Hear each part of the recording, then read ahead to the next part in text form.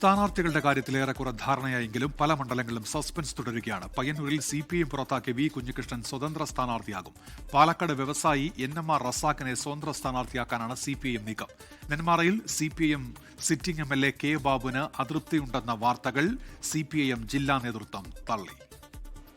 CPIM കോട്ടയായ പയ്യന്നൂരിൽ TI മധുസൂദനനെതിരെ മുൻ area secretary V Kunhikrishnan സ്ഥാനാർത്ഥിത്വം പ്രഖ്യാപിച്ചു. ഇന്നലെ തീരുമാനിച്ചത് ഈ തെരഞ്ഞെടുപ്പിൽ പയ്യന്നൂർ അസംബ്ലി മണ്ഡലത്തിൽ സ്വതന്ത്രനായി ഞാൻ മത്സരിക്കണം എന്നതാണ്. കുഞ്ഞികൃഷ്ണന് UDF പിന്തുണ നൽകിയേക്കും.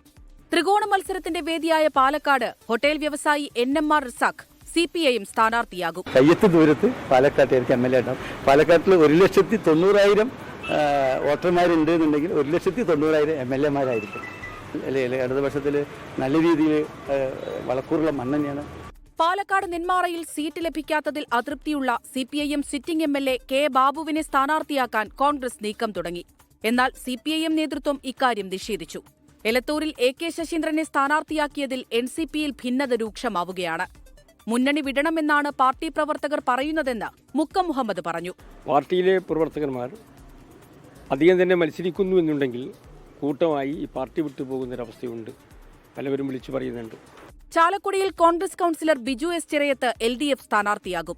വടക്കാഞ്ചേരിയിൽ പരിഗണനയിലുള്ള വൈശാഖ് നാരായണസ്വാമിയെ അംഗീകരിക്കില്ല എന്ന് കോൺഗ്രസിന്റെ 7 മണ്ഡലം പ്രസിഡന്റുമാർ വിയോജിപ്പ് അറിയിച്ചു. അതിനിടെ പെരുമ്പാവൂർ സീറ്റിനെ ചൊല്ലിയുള്ള തർക്കത്തിൽ കേരള കോൺഗ്രസ് M എറണാകുളം ജില്ലാ പ്രസിഡന്റ് ഉൾപ്പെടെയുള്ളവർ പാർട്ടി വിട്ടു. കുട്ടനാട് സീറ്റ് കേരള കോൺഗ്രസ് ജോസഫ് വിഭാഗത്തിൽ നിന്ന് ഏറ്റെടുക്കാത്തതിൽ പ്രതിഷേധവുമായി ഒരു വിഭാഗം പ്രവർത്തകർ രംഗത്തെത്തി.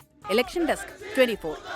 ലോകത്തെവിടെയായാലും ഏത് സമയത്തും 24 വാർത്തകളും ഓഗ്മെന്റഡ് റിയാലിറ്റി പാക്കേജുകളും എക്സ്പ്ലെയിനറുകളും വിശദമായി കാണാൻ ഞങ്ങളുടെ YouTube ചാനൽ നിങ്ങൾക്ക് സബ്സ്ക്രൈബ് ചെയ്യാം.